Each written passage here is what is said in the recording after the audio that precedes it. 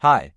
I never thought I would be the guy typing this out, but here I am, 43 years old, sitting in a half-empty house that used to feel like my safe place, trying to make sense of how everything went to hell. The clickbait version of my life would probably read something like, 43-year-old husband discovers his wife of 17 years was cheating with his best friend. What happens next will make you question every relationship you've ever trusted. And honestly, that's not even exaggerating. That's the twisted truth of my reality right now.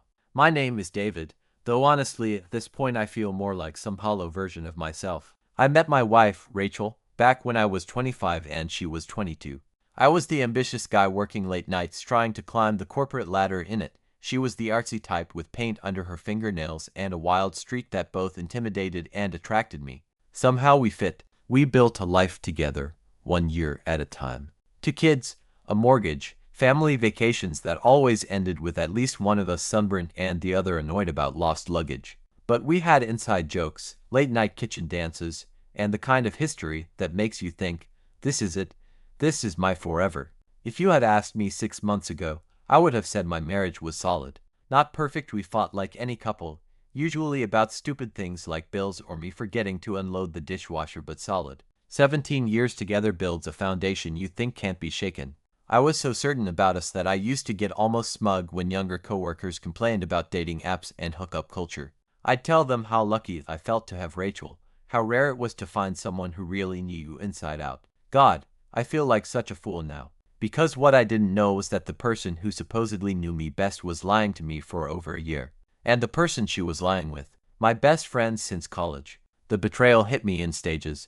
At first it was little things, details that didn't quite add up but seemed too small to really question. Rachel started working late more often, which wasn't entirely out of character. She did freelance projects for local galleries and sometimes deadlines would pile up, but something about the way she said it felt rehearsed. Then there were her moods. She'd swing between being unusually affectionate and completely distant, almost like she was trying to compensate for something. I remember one night, she came home way past midnight.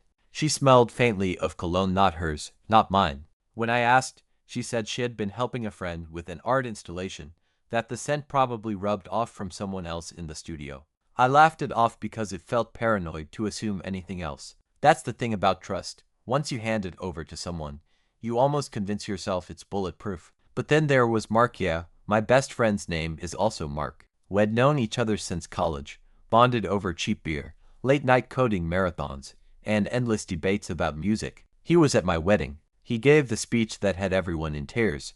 Our families spent holidays together. My kids called him Uncle Mark. He was the one person outside my marriage I trusted most, which makes the next part almost unbearable to type. Looking back, I can see the signs were there too.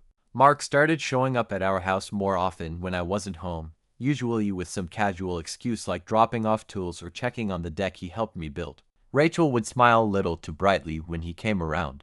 Their conversations had this undercurrent I couldn't quite place at the time.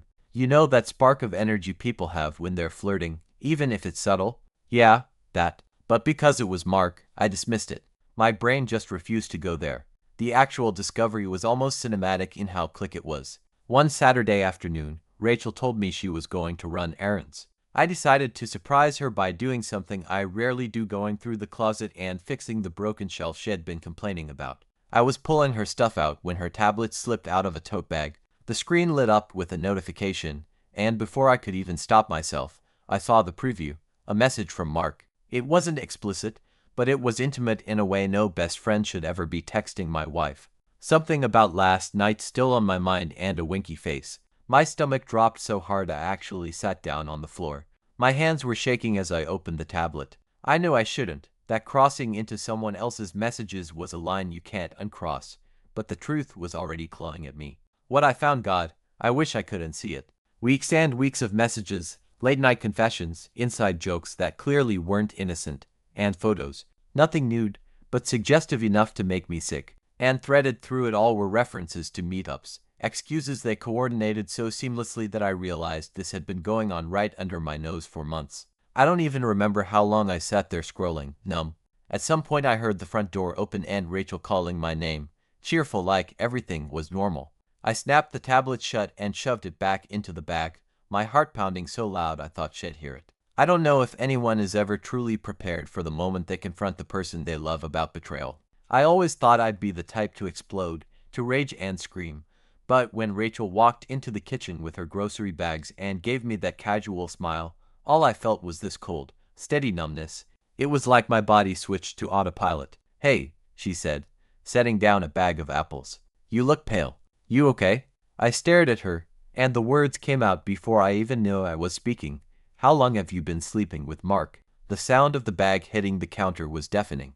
She froze, her back half turned toward me, and for a moment the silence was so thick I could hear the hum of the refrigerator. When she finally turned around, her face went through a dozen expressions into seconds: shock, denial, fear, then this weird resignation, like she already knew the truth was out. "What are you talking about?" she tried, her voice shaky but attempting to sound casual. I pulled the tablet out from behind me and placed it on the counter. "Don't," I said. My voice wasn't loud, but it was sharper than I'd ever heard it. "Don't insult me with lies. I saw the messages." "I know." Her knees buckled slightly, and she sank into a chair. She put her hands to her face, and I stood there waiting, every nerve in my body screaming. Finally, she looked up, eyes red, and whispered, "I didn't want you to find out like this." Like this. As if there was ever a way I would have wanted to find out. Something inside me snapped. I slammed my hand down on the counter, the sound echoing through the room. "You've been fucking my best friend. For how long, Rachel? How long have you been looking me in the eyes, kissing me goodnight, knowing you were screwing him behind my back?" Her tears came fast then, and she stammered, "It wasn't supposed to happen. It just one night, after the barbecue last summer, we had too much to drink and..." I cut her off. "Spare me the click. One night doesn't turn into a year of secret messages and excuses. That's not an accident. That's a choice." Over and over again. A choice. She sobbed into her hands, and I felt this sickening mix of rage and heartbreak swirling in my chest. Part of me wanted to scream until the neighbors called the cops, and another part just wanted to crawl into bed and pretend I'd never opened that tablet. And then there was Mark. God, even saying his name in my head made me feel like I was swallowing glass. My best friend. My brother in everything but blood. The man who stood next to me at the altar and told me he'd always have my back. I thought about the countless beers we'd shared, the nights he'd crashed on our couch, the times he'd hugged my kids like they were his own. And all along, he was stabbing me in the spine. I asked her, "Does he mean something to you? Or was it just sex?" She hesitated too long before answering. And that pause said more than anything she could have. "It wasn't just sex," she finally whispered. I swear I felt the air leave my lungs. I had prepared myself for betrayal of the body, but betrayal of the heart, that was a different kind of cruelty. I couldn't stay in that house another minute. I grabbed my jacket and my keys, and I walked out while she begged me to stay, her voice echoing behind me. I didn't even know where I was going, I just drove. I ended up parked in some random supermarket lot, sitting in the dark with my forehead on the steering wheel, trying to breathe through the shaking. I must have sat there for hours replaying every detail of the past year, every smile between them, every unexplained absence.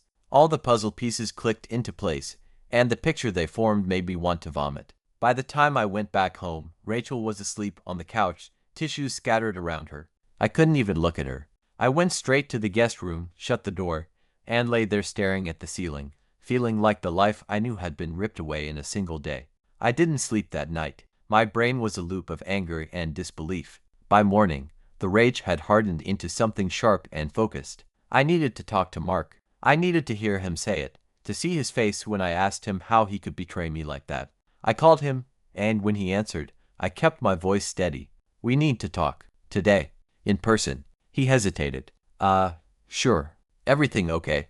That fake clueless tone was gasoline on the fire. "Don't play dumb. You know exactly what this is about. We met at a diner we used to go to after late-night poker games. Neutral territory." When he walked in, he had the nerve to give me that same easy grin had been flashing for 20 years. But the second he saw my face, the grin faltered. He slid into the booth across from me, eyes darting everywhere but mine. "So," I said, my hands gripping the coffee mug so hard my knuckles went white, "how long have you been fucking my wife?" The waitress came by just then, asking if he wanted coffee.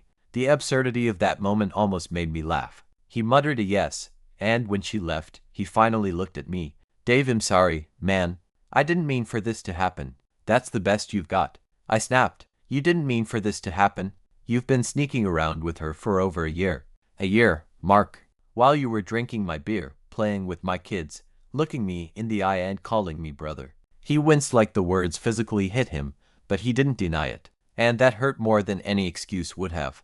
I care about her, he said quietly. That was it. The last nail. I pushed back from the booth so hard the table rattled. You care about her. She's my wife. She made vows to me. And you?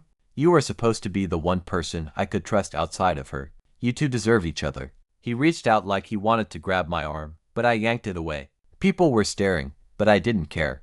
I stood up, threw a few bills on the table for the untouched coffee, and walked out. That was the last time I saw him. I blocked his number, deleted him from every part of my life. As for Rachel, we tried to talk in the weeks that followed, but everything was broken.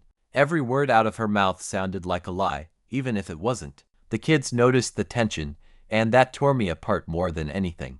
Eventually, I told her I wanted a divorce. She cried, begged, promised therapy, promised change, but I couldn't look at her without seeing those messages, those pauses in her sentences when I asked if it was more than sex. So now I'm here, 43 years old, living in a half-empty apartment while lawyers shuffle papers and the future I thought I had unravels. I see my kids on weekends, and I try to smile for them, but when they leave, the silence is deafening. People keep telling me I'll be stronger for this, that time will heal, that someday I'll find someone who deserves me. Maybe they're right, but right now, I just feel like the ghost of the man I used to be. If there's one thing I've learned, it's this.